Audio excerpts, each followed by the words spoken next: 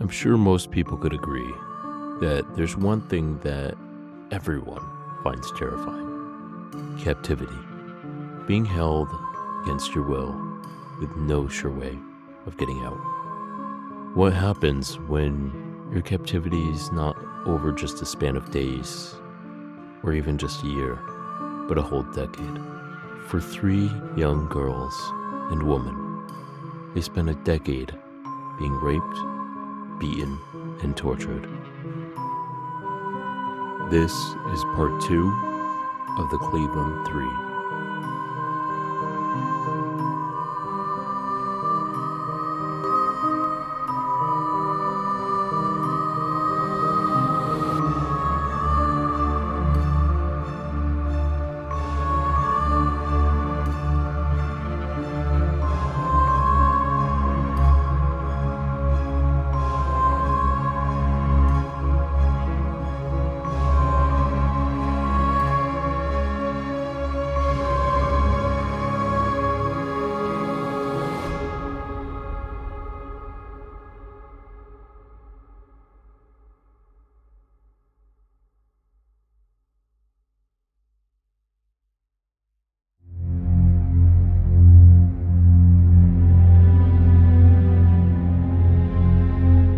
Hey everybody, this is Noah, and you are listening to the Eerie podcast.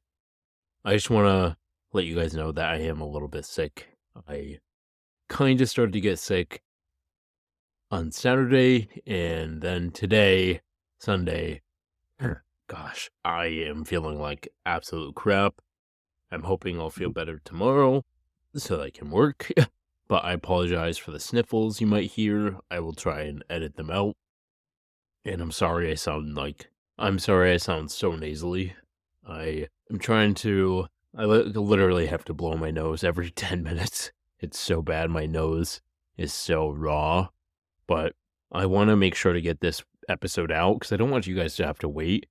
I am going to say that it's going to be a 3-parter at the least. There's just so much info and I want to make sure to share it. And it's so I can be as detailed as possible, but also because out of respect to the victims, and they wrote about these experiences so that they could share them, and I want to make sure to at least utilize whatever information I can. This episode is going to dive right into the dark stuff. Sexual violence is going to be very prominent in this one, especially, even more so than the last one. So I apologize ahead of time, and if you need to skip this episode, we did just release a Ghost Stories episode. Sorry, my brain is a little foggy. But, yeah. So, feel free to go listen to that one. If you want to skip this series, it's completely okay. But, we're going to jump in right where we left off, where Michelle was in the basement, and she was tied up or bound with chains, like rusty, gross chains, in this gross, dank basement. And before we left, she had a motorcycle helmet put over her head so she could have some semblance of sensory deprivation. I did want to throw out there, so sensory deprivation is actually a different type of torture that is more on the psychological side versus the physical pain torture. This type of torture is complete sensory deprivation. For sensory deprivation torture, a person is isolated and held in a cell that deprives them of all senses and identity. The prisoner is put in a place where they're deprived of all color, like their cell will be either completely white or black. The use of sensory deprivation torture makes it so people can't hear any noises. Usually they will just have silence, and maybe some smells will be in there, but typically they try to remove smells, any sort of sensory that you can sense that you could have of where you are or what you're in is usually taken away. So for Michelle Knight, this helmet caused some sort of sensory deprivation. She said when she was in this, she didn't know what time of day it was at all. Like, she just didn't have any clue. Like, her sense of time disappeared, and she became depersonalized. And if you don't know what depersonalized is, it's a detachment within yourself. regarding one's mind or body, and the world kind of becomes vague and dreamlike and less real, and nothing seems significant. But anyway, we'll get into that in a moment. So before we get started, like really going in depth, make sure to follow this podcast on whatever podcast platform you are listening on. That way you can get notifications of the episodes coming out. I'm trying to do like a not so crazy one in between each of these parts of the series, just because I don't want it to be too much, because this is a lot and it's very dark. I'm going to have to edit out so many like sneezes and me blowing my nose, and I apologize for all of that. I know I'm sick, so I can't really help it, but I could wait to do this, but I don't want to. I just want to make sure to get this done and get this out because I love you guys. All right. So we're going to jump right back into where we were, and then we are going to move right into the time in between the next victim getting to the house. And then we'll talk a little bit about that victim and then jump into third time. And then we'll talk about the other victim as well. And then for the final episode, I think we'll talk more about just some of the stuff that happened over that span of years. And then we will go into some of the other stuff. Like I said, Michelle had no clue what time it was, like, or even what day when she woke up, because she passed out after he put on the motorcycle helmet. And what she did know, though, is that she couldn't see Ariel anywhere. She couldn't hear anything either, because it was super, super quiet in the house. So she assumed that he left. She said that when she woke up, she was really groggy, and she thought it was because the helmet wasn't allowing her to breathe enough to get enough oxygen to her brain. So she started moving and tried to get some of the things binding her off. And when she started to get the stuff that was binding her hands off, and then she started wiggling to get the chains loose, they actually started to come loose. As she was making headway, she heard a truck pull into the driveway.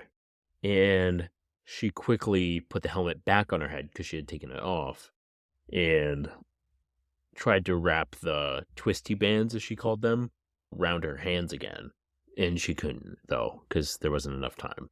Not even 2 minutes later, she said, Ariel came down the stairs, turned on the light, and was like, why did you take off those bands?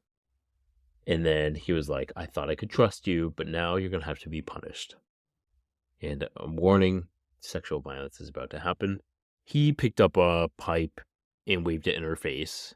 And he told her, if you scream, I'm going to shove this pipe right down your throat. And Michelle didn't make a sound. Then he unlocked the chains, took off the helmet, and ripped off all of her clothes, which is just a shirt and underwear. I'm not going to go into detail about this because she actually didn't want to share it because it was so horrible. But one thing she did say was that he didn't just rape her the way he did the previous day. She said he murdered my heart, or at least a small part that was still left. She said that he forced her to do things that she can't even describe because they were just too horrible. She was in so much shock, she said she couldn't even pray to get out of there. She said she had to just lie there like she was dead. I'm going to quote this part from her book, Finding Me, A Decade of Darkness, A Life Reclaimed. She said, in a way, I think part of you has to die in order to get through a thing like that. It's the only way a person can survive it. End quote. After he finished what he was doing to her for 3 hours, he kicked her and then threw more money at her and said, I'll be paying you for your time here. And I'll keep it for you in there. It's just shitty all around. Like, you're forcing yourself upon this younger woman and you're throwing money at her like she's a prostitute when she's not. And there's nothing against sex workers either. I want to make sure that's clear. But this woman was not. And for her, it was just shitty. She said after sweat and blood were pouring from her, after a few minutes, he finally spoke and he was like, "This is where you're going to stay until you show me I can trust you. Then maybe you can move upstairs." He chained Michelle back to the pole and pushed the helmet over her head. And when he went to go leave, he turned off the light. And Michelle, she just sat there in the pitch black. And she was telling herself that she was going to die down here. She said that she was just so exhausted and beaten that she leaned against the pole and tried to breathe a little bit better in the heavy helmet. And she prayed that she would wake up because she felt like this was just the most horrible nightmare she could imagine. She said, and she doesn't in the book that she wrote, she said that she would never use his name again. She only referred to him as the dude in the book.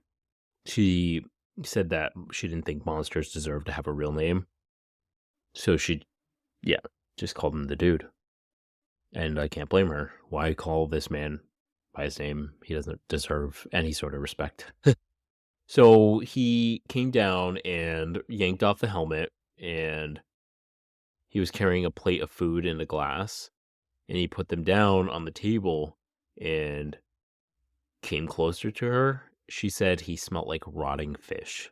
Sorry, like this, some of the stuff that this man she describes in her book that he smells like literally makes you want to throw up, especially right now I'm sick. It's fucking disgusting. So he said to her, "You've got to eat something or you're going to die."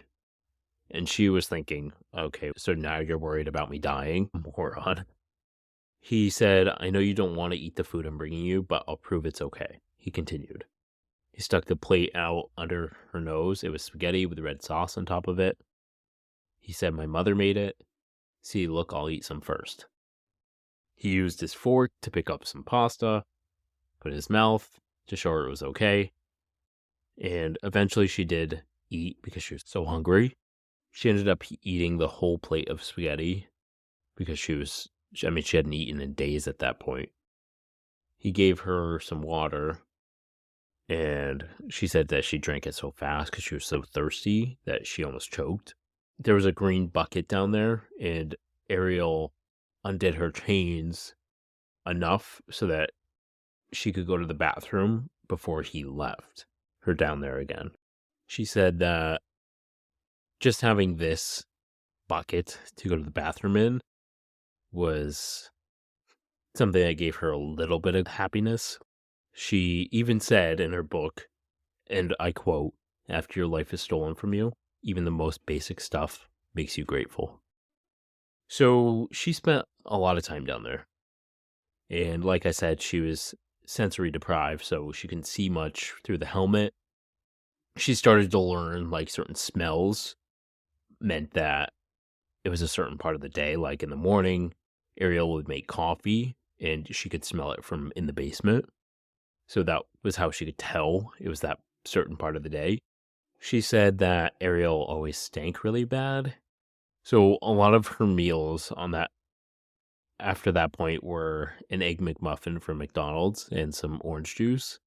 She said that some days that would be her only meal. Some days she would get a little bit more, but when he would come downstairs, he would be dressed sometimes in an outfit, like a uniform. It was a burgundy shirt, black pants, and black combat boots. This is when Michelle put two and two together and remembered that Emily had said that Ariel was a school bus driver, which is freaky to think about, in my opinion. Super weird. She said that he would come home from work most days and he would either be listening to music or listening to porn. Either way, it was really loud when he would. She said that when he would come downstairs, he would smell like beer, rum, weed, pretty much all those. Sometimes he would come down with his stuff hanging out, which is gross. Fucking disgusting, man. But she said that nighttime was when he always did the worst stuff to her. At the end of the day, Whenever she heard his boots coming down the stairs, she tried to prepare herself for the next 3 or 4 hours of torture. Unfortunately, there's no way to prepare for that, no matter how many times it happens to you. She said it was always just horrible. So on the weekends, she was given more food than just the McMuffin. Dried up pizza, spoiled beans, and hard white rice, or like warm, runny yogurt, or a stale taco. She said it was all disgusting, and I can't blame her. Usually, meals meant that she would be abused. So before she could even eat, he would take her over to a pile of dirty, disgusting smelling clothes and violate her.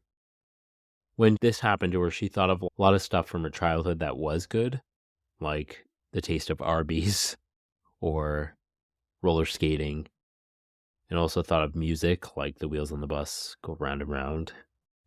And she thought of Joey's smile and his cute button nose, she said. After he abused her almost every time, he would sit down and start talking trash to her. No one's looking for you. There's barely any flyers up around you, and nothing's been on the news. He was like, I can do whatever I want to. He gives a crap. So Ariel not only was physically abusing her, but he was mentally abusing her as well, and making her think that she was worthless and no one's looking for her and that she would never get out. She said that she tried to act like this stuff didn't hurt her, but it destroyed her. It broke her down even more so than she already was. That's even possible. He would like sometimes talk to her like he did that first day, like she was his girlfriend. Like one time he was drunk and he was like, I play guitar. My band is really good. And he would smile, so proud of himself. And she was internally just thinking, do I look like I fucking care about your stupid band? One time, the guys in the band came over and he gave her a forewarning. He was like, if you make any sounds, that's it. You're done. So his friends came over while she was held captive in this basement. It's crazy. She said even if she wanted to scream, the music was way too loud when they came over, so it didn't even make sense to try. And those guys came over almost every Saturday.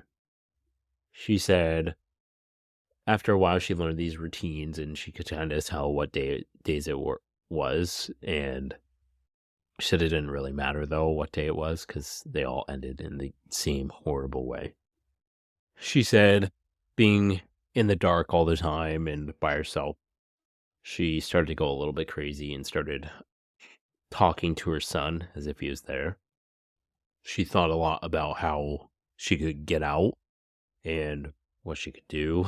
She even tried using the helmet and hitting it to the pole that she was bound to so that she could see if the neighbors heard her and called 911, but obviously that didn't work. And she prayed a lot, like for hours and hours. She said it seemed like months that he kept her down in the basement. She tried to keep account of the days, but she ate so little that she lost a lot of weight, and eventually Ariel had to start tightening them every single day so that she wouldn't get out. She never got to shower at any point while she was in the basement. She said when her period would come, he would throw napkins to her and she would try and use them as tampons, but it didn't really work. I'm not going to go into the rest of the details because this is getting a little hard to read. I think you guys can ascertain that if she hasn't been washed, there's a lot of disgusting stuff on her. Eventually, she was allowed to go upstairs. She doesn't know when this happened, but so when he came to bring her upstairs, she was still half asleep and really scared or really surprised when he started unlocking the chains and told her, yeah, you're going upstairs. She said she felt really queasy and had to hold on to the pole for balance after being unchained. She hadn't really been walking around for months at this point, or presumably months. So he gripped her arm, brought her upstairs, and she saw daylight for the first time after a long time. It burnt her eyes, she said. She said everything was blurry. She was really dizzy until her eyes got used to the light. She said it was warmer in the kitchen after the cold of the basement. So he brought her back to the pink room, and there was a bucket in there, and a very long chain with a padlock was on the bed. He wrapped her up in the chain and then attached it to the radiator that was on the wall, and the chains were actually going through the wall, I think around some of the beams inside the wall.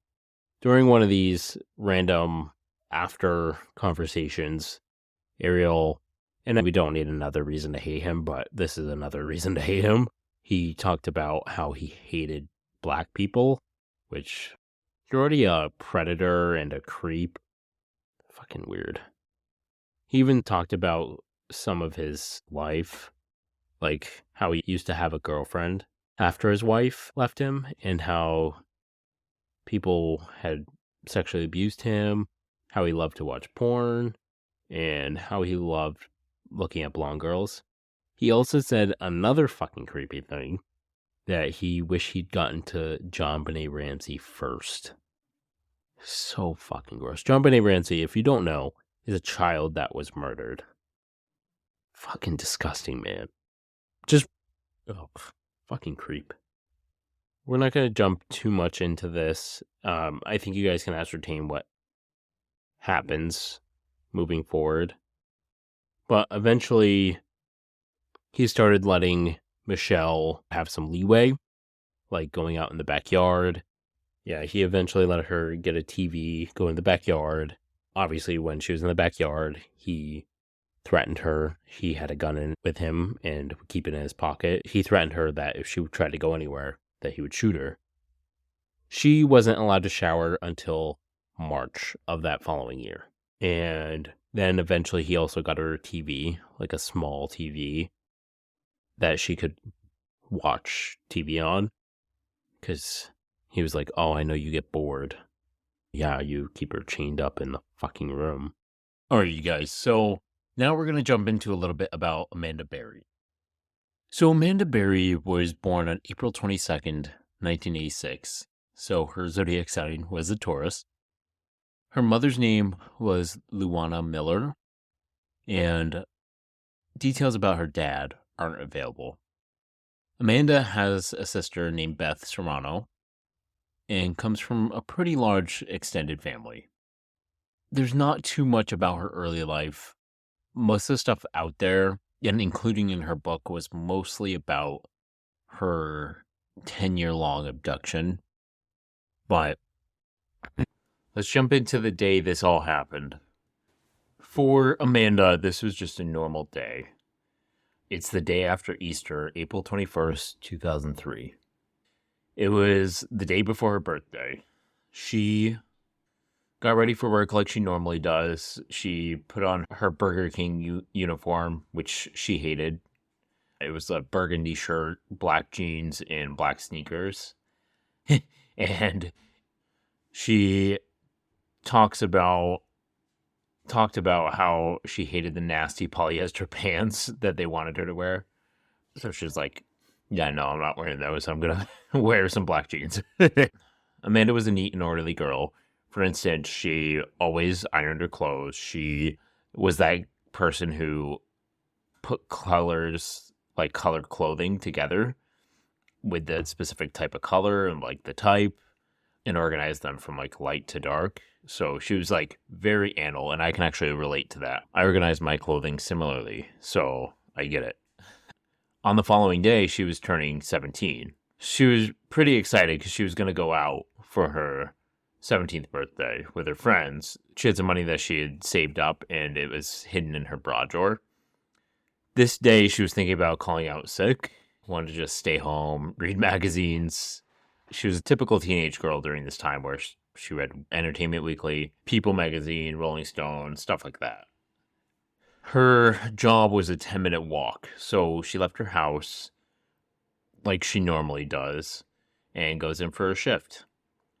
So this day she was worried about getting there late, and she luckily arrived right at 4, right on time. She hated the smell of French fries and burgers and really grease. She says in her book how she felt like it never came off her clothing and it never came off herself. So she felt like she always smelled like grease, which I don't know. If you've worked in fast food, which I did when I was like a young teenager, it's not fun. And it's true. Everything's greasy and gross. It's not fun.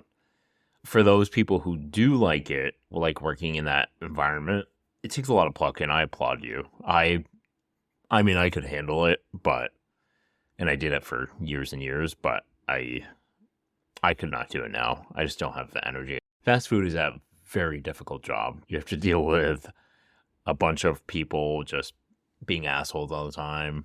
You have to deal with gross food sometimes.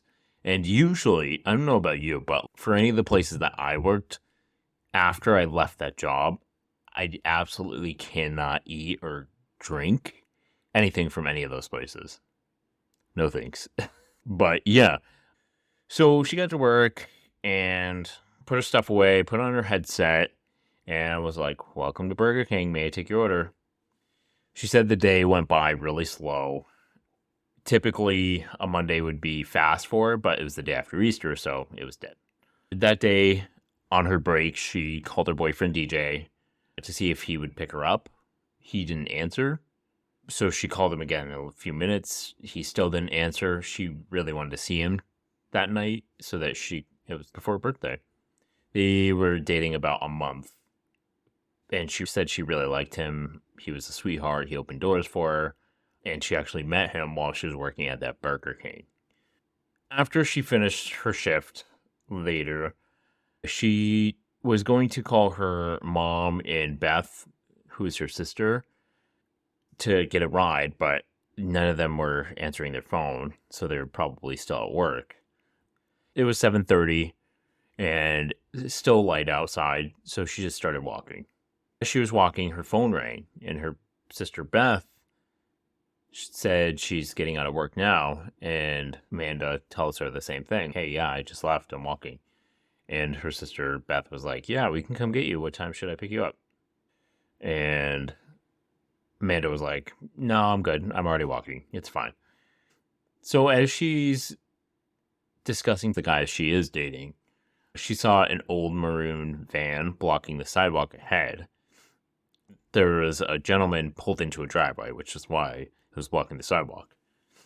She walked in front of the van to get by, and she was still on the phone, not paying much attention. And she looked and noticed that the girl in the passenger seat looked familiar. And she was pretty sure that the girl used to work at Burger King. And the guy in the driver's seat was like looking at Amanda as she walked by, smiling. And Amanda smiles back and keeps walking. Just a minute later, as she kept walking, the van pulled up to her, and the gentleman rolled down his window, asked her if she needed a ride home. She said she had seen him before. She didn't really know where. At this point, she was only like 5-minute walk home. She was already halfway there. She was still on the phone with Beth, and Amanda nods yes to him because he looked familiar. So he lets her in, and Amanda says, "Beth, I gotta go because I'm getting a ride."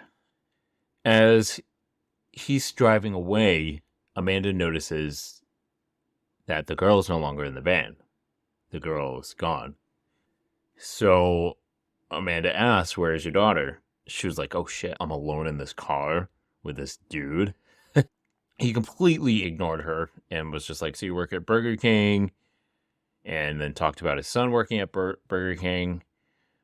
And then talked about his daughter, Angie. She knew both of them. They had gone to school together. Amanda asked how his daughter's doing. They have a pretty nice conversation.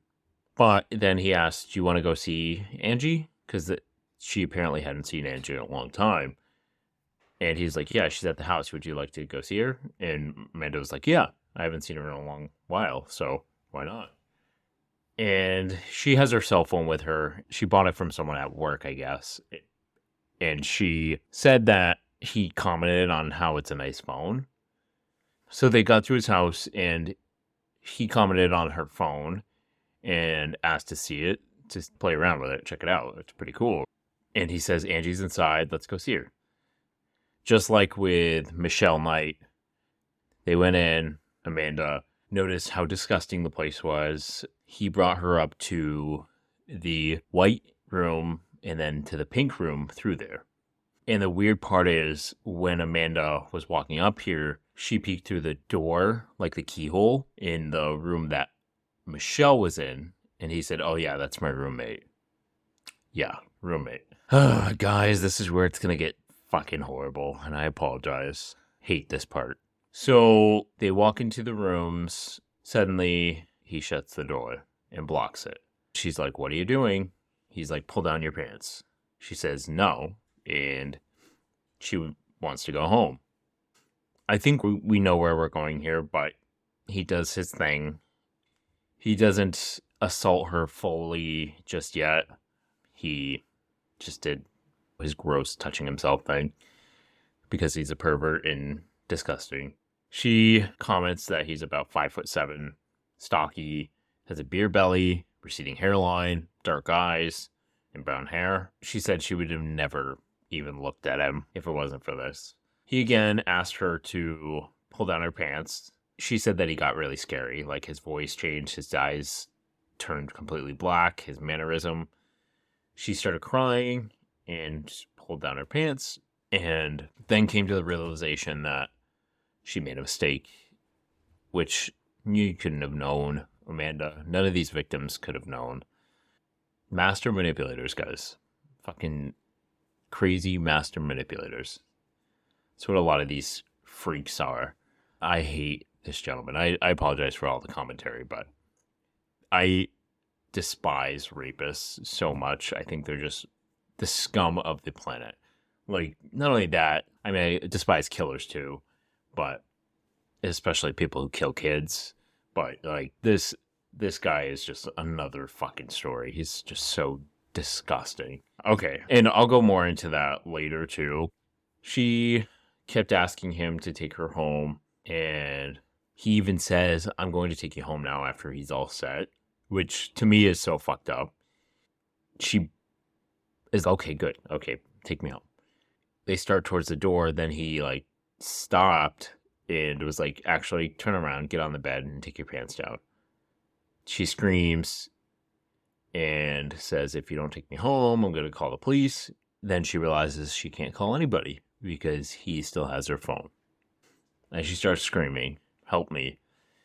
And she's, at this point, she thinks this other person there is his roommate. So she like is wondering why this girl isn't coming to help her. She runs into the bigger bedroom and tries to open the door to the hallway, but there's no knob because this guy is a freaking creep.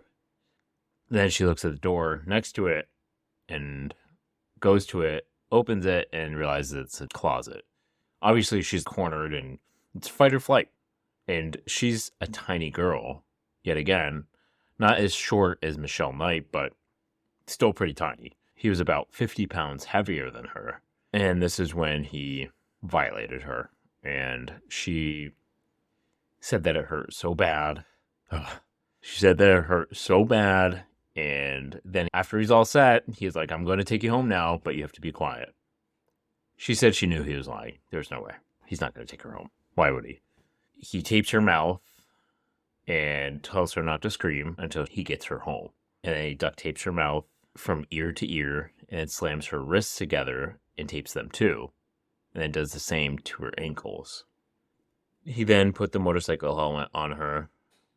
And she says she could see out of the visor up until her tears got so bad that it made everything inside foggy. And then he says, don't worry, I'm just doing this so I can carry you to the van and take you home.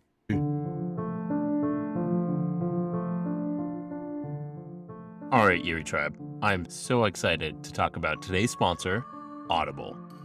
Audible is, I can honestly say that I use Audible on a daily level. I read a lot, but sometimes I don't have time to just read, or maybe I'm, hitting the hay and I need to put the book down and just listen for a little bit.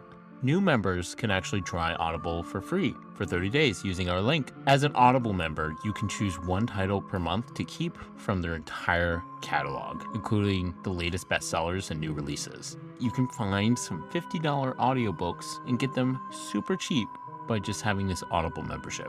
There's so many Audible exclusives as well that you can only listen to on Audible. You'll discover exclusive Audible originals from top celebrities, renowned experts, and exciting new voices in audio, which I might be one of those soon. But for real, anything you're interested in, you can find it on Audible. There's so much on Audible that you can check out. If you visit audibletrial.com/theeeriepod, you can get 1 free month and 1 free book that you get to keep forever. So check it out, guys. Strongly recommend it. He picks her up, throws her over his shoulder, and then carries her down to the first floor and then down to the basement. He puts her on the cold concrete and puts her back against the pole, much like Michelle. He uses the same rusty chain, wraps her around her stomach, and clamps it shut with a padlock. Puts the key in his pocket. Then he takes off the motorcycle helmet, puts on the little black and white TV, sitting on like a little stool down there, and says, "Be quiet, don't scream, and don't try to get away." And I quote from the book. And she said that he said this in a weird, oddly calm voice, which was weird because he just did all these horrible things. She said that the basement was gross, much like Michelle said. There's junk everywhere, dusty shelves, and it smells like wet dirt. And she just keeps begging for help, like screaming. She gets a little bit loose and starts screaming, and she bites on the tape on her wrist and begins chewing it off bit by bit. Takes forever, but she gets her hands free. And she was so full of hope at that moment. But she can't get out of the chains, and that's the problem. She pulls so tight that it rips her jeans and her shirt, and she just keeps screaming, "Somebody help me." She, at this point, thinks this guy is going to kill her, and she has no clue what time it is, and she struggles for a very long time, and until she passes out against the pole. So when she wakes up, he's like, "I told you not to try to get away," in a cheerful voice. And she thought it was strange how weird his mood shifted. And you see that, I'm not saying that this is a sign of anything. This is very common among people who are rapists because they're fucked up. No, there's like a sense of remorse a little bit that some of these people feel, but obviously not enough remorse by God to not freaking do it in the first place. But some of these people feel like a little bit of remorse after doing something bad, but still doesn't make anything any better. You ruined someone, like you broke someone's soul, and that's not okay. And lock them up. Okay, he brought her breakfast that morning, let her out, and let her stand up, and brings her to the shower, gets in with her, and washes her, and was like really kind and sweet, and it's very freaking strange. She just remembers feeling really disgusted by his touch, and she wanted to run away, but she's afraid. Then he gives her like new clothes and takes her to the living room, and they sit on the couch and hands her a cold ham, egg, and cheese croissant. And he's like talking to her while they're sitting there, but she said she doesn't remember anything he said because she was in so much shock. Eventually he's, "Let's go back upstairs." They go back upstairs. Amanda is abused a lot more. I'm not going to go into the details of those. It's already bad enough that we even have to talk about this case in general. It's good to share their story, but like I said, it's very similar to what happened to Michelle Knight. She was there for a few days. He treated her a little bit differently than Michelle. Michelle was pretty much locked up all the time. He treated her like a little more kindly, and that I say that sparingly because nothing this guy does is kind. but he gave her a little bit more freedom as far as like watching television and stuff like that. And this is where the twisted part comes in. And he already did this with Michelle, but it's even more twisted. So he allowed Amanda to watch some of the news reports about herself and her family's crying, begging for someone to bring her home. She was watching it with him, and he was proud, she said. Like the look on his face showed that he was proud of his work. He had a look of admiration, like he'd done something big. And I quote, she said, "This makes him feel important." That to me is one of the most fucked up parts, is you're watching this fucking mother and her sister bawling on television, and you are sitting there proud of your fucking self. Garbage person. Fucking garbage. Absolute trash. Sorry, guys. I keep going on tangents. I'm assuming you guys don't care, and if you don't like it, it's fine. Skip to the next episode. But anyway, by the time she's been gone 6 days, she had been raped at least 25 times. He would make random comments to her and slobber all over her face and tell her that, and I quote, and this is gross, I'm sorry, but it just shows you how like immature and how much he felt like he owned these girls, but he was like, these boobs are mine. Eventually, she told him that she would like something to write on, and he asked if she wanted a journal. She said yes. So he brought her one. He said, "You can write what you want, but don't write any names." She knew that he might read it, so she was careful about what she would say. But she wrote as if she was writing to her family. And she said that maybe it'll feel like she's talking to them on the phone or sending them a letter. And she said she missed them so much, she just wants them to know that she's alive. And I'm going to read her first journal entry, and this comes directly from the book written by Amanda Berry. And the book's called Hope, a Memoir of Survival in Cleveland. So, 4/27/2003. I never thought I would miss my mom so much. But it's so true. You never know what you got till it's gone. I just can't wait to go home. I'm 17 now, but don't have a life. But he told me I'm young and will go home before summer. Another 2 months. Tomorrow it will be a week I've been here. So I've survived this long. I'll just try not to think about it, but it's hard. I saw Mom and Beth crying on TV. My mom said, "Mandy, I love you." And I started bawling. I love you, Mom. See you soon. Love, Amanda. She said that writing helped her kind of feel a little bit better, like she was getting it out.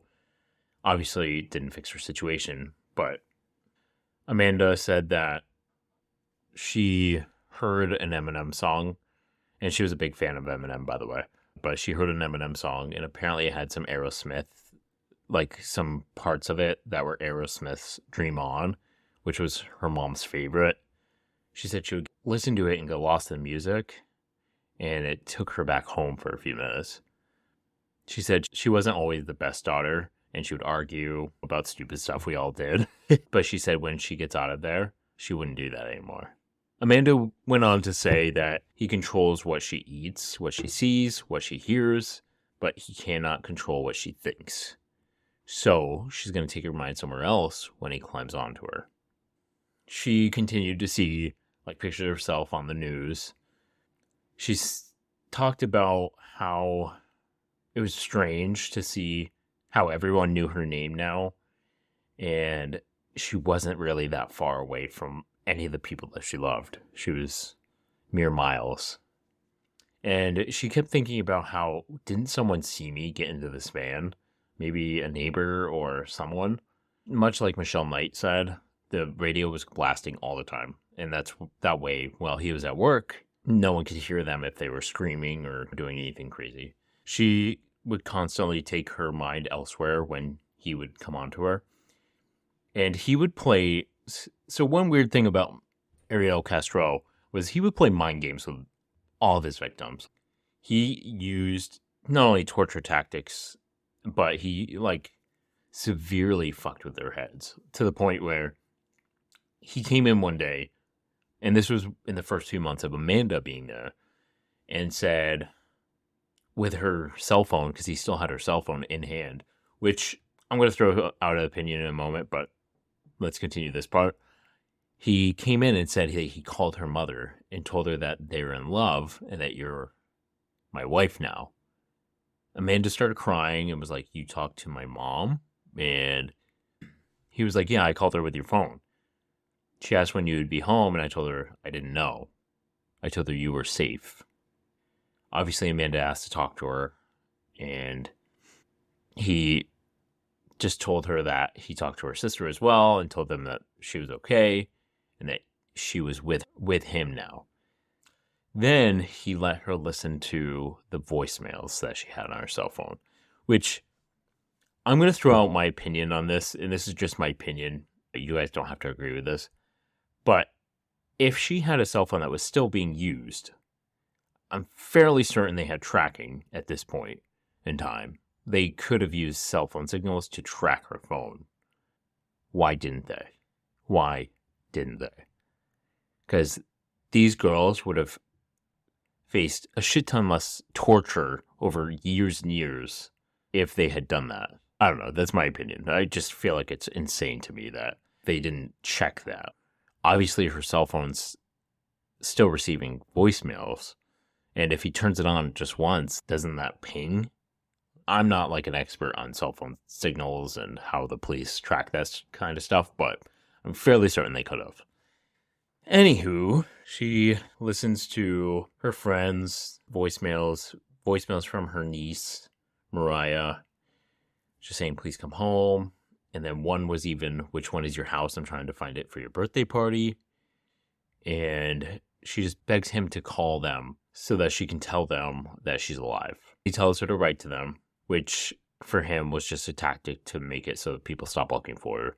But he says there are rules. You have to tell them that you ran away, you left on your own, and that you're okay, so they shouldn't worry about you. Amanda obviously was like, no, I'm not going to do that. I'll never tell my family that I ran away. That would hurt them. She was like, I'd rather have them wondering what happened to me than think I would leave them.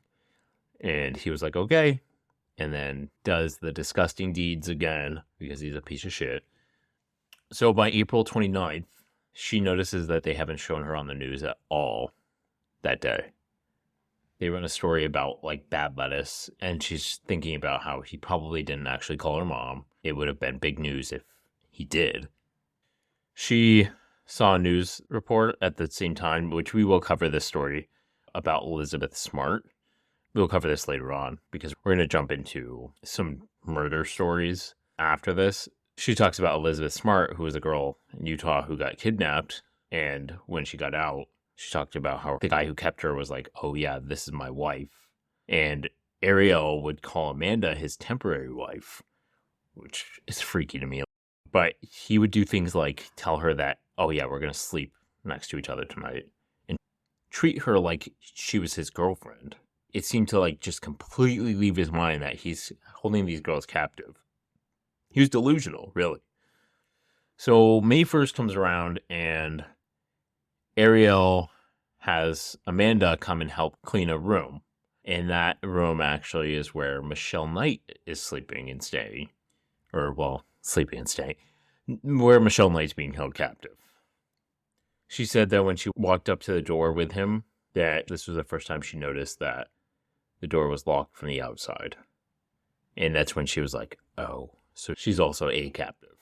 When Amanda steps inside and sees Michelle, they just look at each other and she can't read Michelle's expression or even be able to tell what she's thinking. She said Michelle seemed like she was dazed. Amanda said she couldn't tell if Michelle was chained like she was. Amanda said that Michelle looked tiny, but older. Ariel just said, this is my roommate. And then he pointedly does not tell Amanda Michelle's name, but he introduces Amanda and said, this is Amanda, to Michelle. They both say hi, and that's all they say. Then he orders Amanda to pick up the trash. They clean up the room, and that's that. So now we're going to jump a little bit into like the perspective from Michelle's side. when Amanda first arrived. So Michelle noticed that there is another girl missing on TV on April 21st. So she saw these come up, and she saw that this girl had last been seen at Burger King on Lorraine Avenue, which was pretty close to where the house on Seymour Avenue was. And Michelle actually recognized her. Amanda and Michelle actually used to be in the same class. And the only reason for that was because Michelle was so behind that they ended up in a lot of the same classes.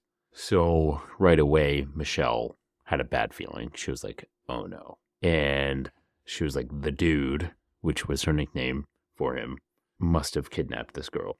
He would constantly tell Michelle that once he gets 2 more girls, he'll let Michelle go. Ariel also always talked about liking young and blonde girls, and he was always talking about like how he liked Britney Spears and Christina Aguilera. So she kept listening for sounds in the house, and 3 or 4 weeks went by, and then all of a sudden music started blasting all the time, and more than usual. It sounded like it was coming from the basement, not from his room. She assumed he must have Amanda locked in the basement, the same way he did with Michelle at the beginning.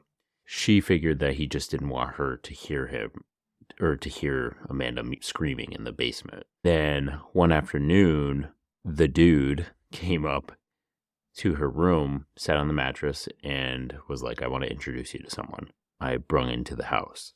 Michelle was quiet. She was so furious. She was so mad. She was like, another girl is going through what I just went through. She thought, well, he couldn't be satisfied with ruining just one girl's life. He had to ruin more people's lives. So Michelle was so furious that she was like, I'm just going to confront him about it, no matter how mad he gets. She was like, you don't have to tell me her name. I already know it's Amanda. He apparently stared at her, surprised, and he was like, how do you know? Michelle was like, I saw her on TV. I used to go to school with her. I'm not silly. I know what you did. He got real quiet and said, it's not Amanda, and then got up and left. So the next day, he moved Amanda upstairs and moved Michelle back to the pink room. He locked her back in there. After she was in there, he took away her TV and was like, I'm going to give this to Amanda. He came back later that day and brought another TV, an old tiny black and white one with the bunny ears, the one that was in the basement. He's like, you're going to use this TV from now on. She tried to turn up the volume even all the way, and she could barely hear anything, and was like, this doesn't work. He just shrugged at Michelle and left the room.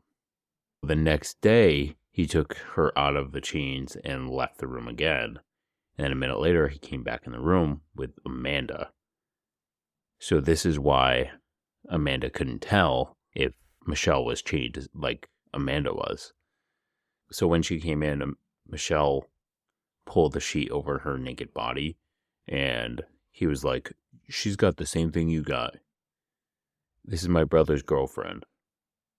And Michelle was thinking, no, it's not. Don't be dumb.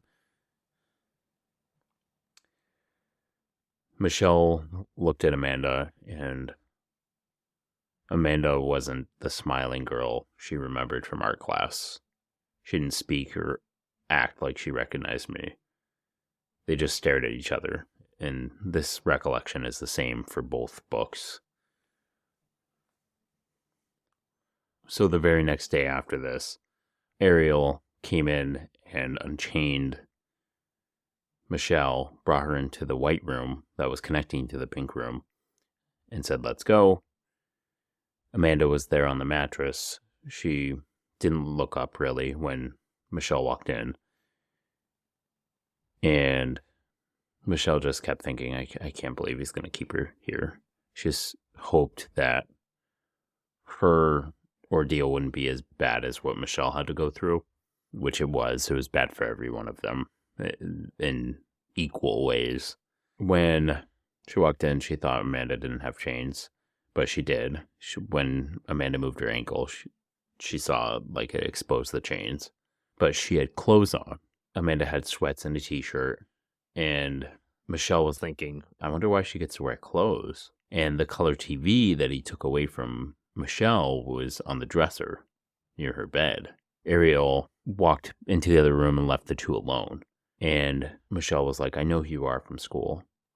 You were in my art class. Amanda looked right into her face and said, I went to John Marshall High. And Michelle was like, so did I. Then Amanda asked, how old are you? And Michelle was like, I'm 22. And the odd thing is, Michelle's birthday is the day after Amanda's, so April 23rd.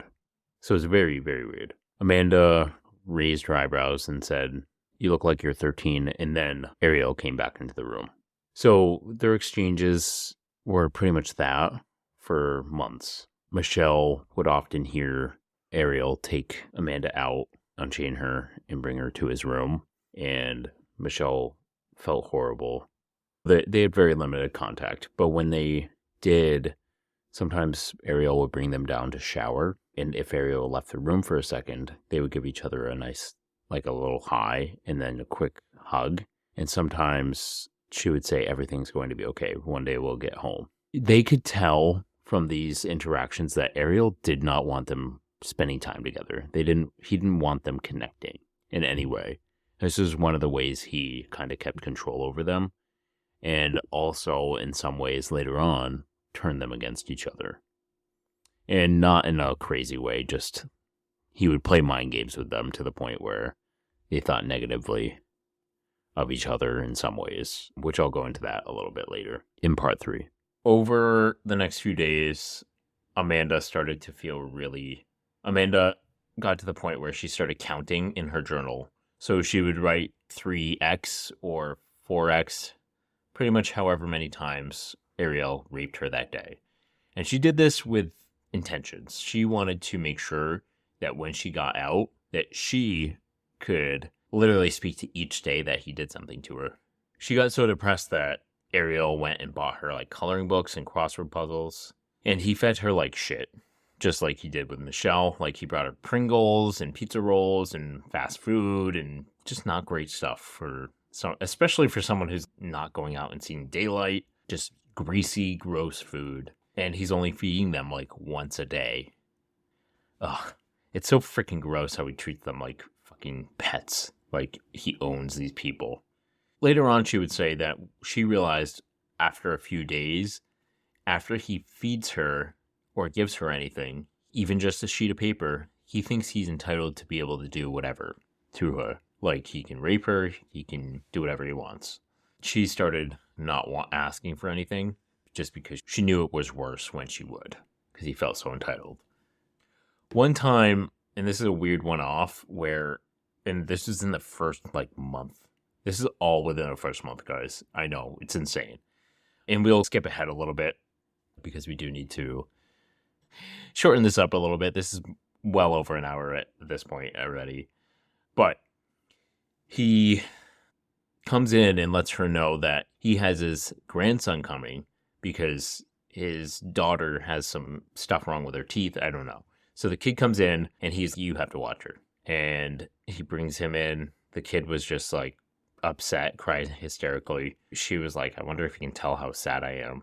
The kid doesn't want to come near her, and she can't go to him because of the chain. Ariel picks up the boy to try and calm him, but the crying never stops. And after a little while, he takes his grandson downstairs, and a few hours later, she hears Angie come back, who's the mom. She wouldn't scream, though. She was too afraid. Throughout this time, both the girls couldn't brush their teeth. They were only allowed to shower every so often.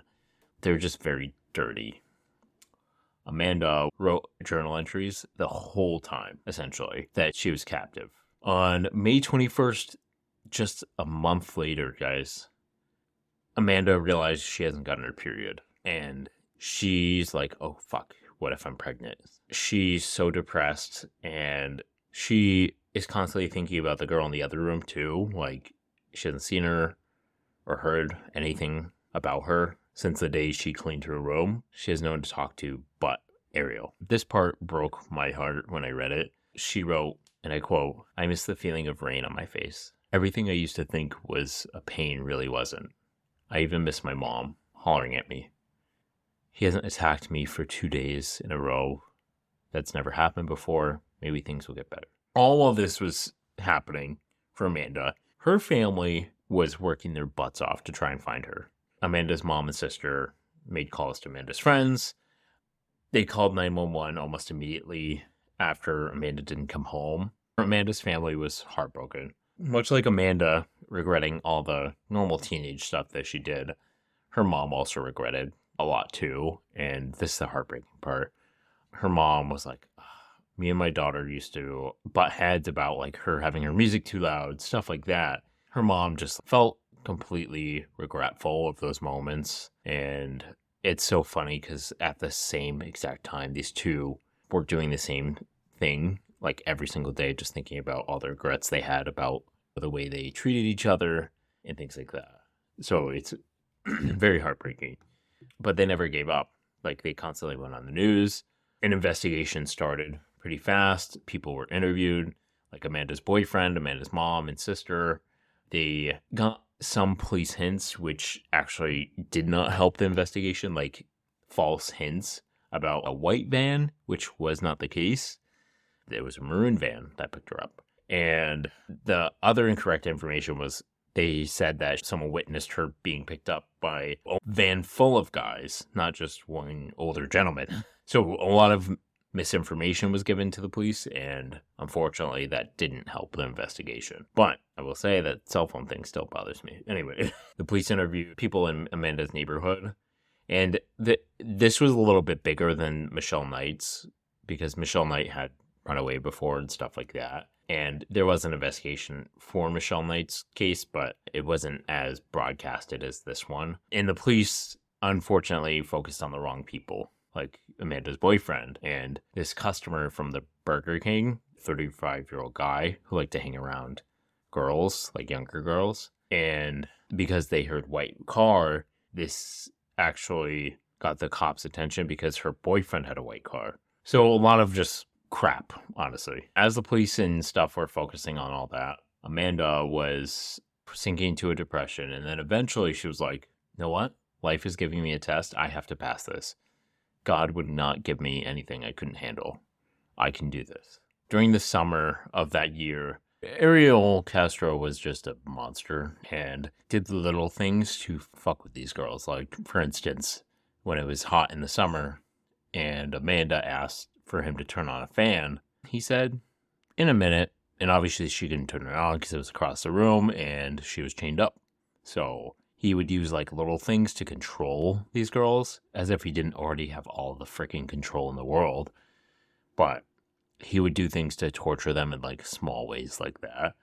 There was even one day when in June where he was talking about how he wanted to get another girl, a third girl. And he even had a girl come over one day. And he was telling Amanda that he was going to let her go once he got another one. So he had this one 15-year-old girl come over, and apparently they just hooked up, which is still fucking gross. No 40-year-old man should be hooking up with any 15-year-old girl, but apparently she was into it, he said, and they smoked weed, and yeah. But he didn't keep her captive because people saw her going into his house, so he just let her go. And Amanda believed him because if he was to have raped her, he wouldn't have let her go. Ariel was pissed because the girl stole his weed, which, good on that girl, I guess. The guy should have everything taken from him. But so after a while, Amanda got so used to this that she stopped fighting because she knew if she fought, he actually enjoyed that more. So she just stopped fighting. She just laid there and took it. So she one night is having a mental breakdown and was like, let me go home or kill me. She just screamed it. She just couldn't hold it in anymore. And he asked her if she wanted to die. And she was like, no, but I don't want to be here. She said, at least if I was dead, I could see my family from heaven. So he just looks at her and quietly says, okay. Then he goes in the hallway, grabs an old vacuum cleaner, and wraps the cord from the vacuum cleaner around her neck and starts tightening it. She said she felt the cord squeezing tighter and tighter around her throat. I'm sorry if I get a little emotional during this. This is just heartbreaking. She said she suddenly felt calm and she closed her eyes. She was ready to die. She said she starts to feel a release and there was no more pain. And of course, the cord suddenly goes loose and he throws it on the floor. He's, I'm not here to kill you. He's like, I don't want to kill you. This is just about my sexual problem. He storms out of the room, and then she realizes after she's done rubbing her throat, because obviously her throat is pretty bruised from the cord, she was like, this man enjoys hurting women, and I want people to know it. I don't want him to get away with it. I need to outlast him. So Amanda was just fighting spirit from this point on. Obviously, she got sad and upset and stuff like that. So now we're going to jump into a little bit about Gina, who is the third victim of Ariel Castro's kidnapping and is held captive as well for the remainder of the time. On this day, it was a normal day for Gina. She went missing on April 2nd, 2004, and she was the youngest of all of them, and she was 14. She was last seen at a payphone around 3 o'clock p.m. while she was walking home from her middle school on West 105th Street. At the time, she was friends with Castro's daughter, Arlene, and shortly before Gina disappeared, she and Arlene had called Arlene's mother, Nilda, for permission to have a sleepover at Gina's house. Just so you know, Gina is just short for Georgina, but Nilda said no, and the two girls parted ways. Arlene was actually the last person to see Gina before she disappeared. Gina was under the impression that Ariel was picking her up to drop her off at home, and she trusted him because she was friends with his daughter, much like all these other girls. It's so fucked up. The unfortunate thing is no one witnessed that she was abducted, and an Amber Alert was not issued, which angered her father.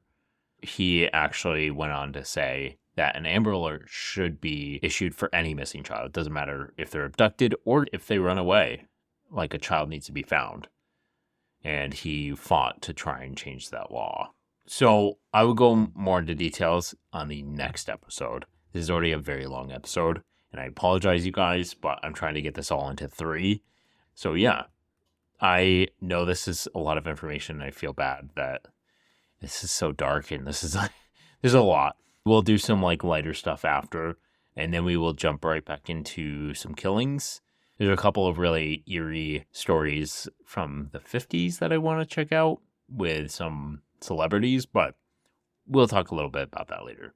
You will be getting another episode very soon here.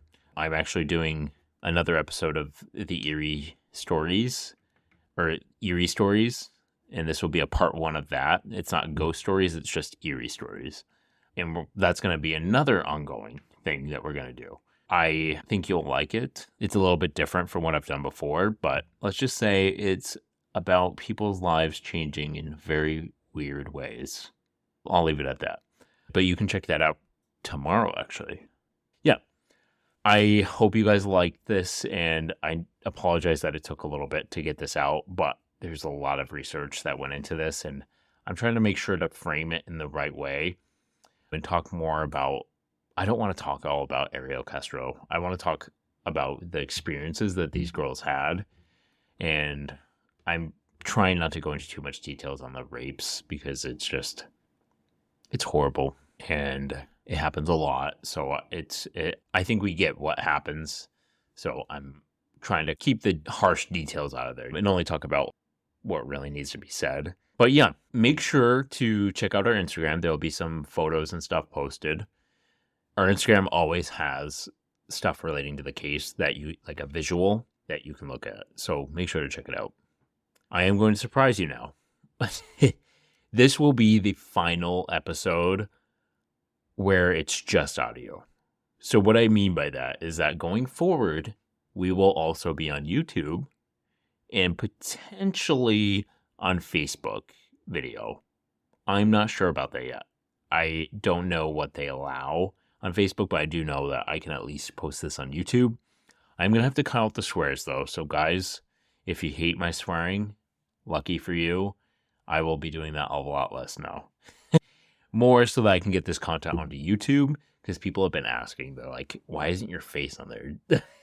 I personally don't, like, after recording the first episode with video, I honestly hate my face. Yeah. You might not. So, some people find it endearing. Face only a mother could love. Just a mother. Ugly as a rat. I'm just kidding. But yeah, make sure to check out our new episode, which will be on YouTube. I will have a link to the YouTube channel posted. Just to throw this out there, the YouTube channel will have content from when our podcast name was different. And if you didn't know this podcast used to be called The Weird and Eerie, but it's not the name I originally wanted. So I changed it to the Eerie Podcast, or Eerie. Yeah, it's my jam. If you guys want, oh yeah, we also have a Patreon now. And I'm going to talk a little bit about that because I'm excited about it. But we have a Patreon where you can get exclusive content. You can get podcast episodes without ads, free merch. Even for the smallest tier, you can get free sticker. And everyone who signs on to our Patreon, even the smallest tier, will get a shout out on an episode. So I'm going to start leaving room for that on the episodes. I want a way to recognize you guys, and I really want to be able to surprise you guys. I really appreciate everyone who's been listening.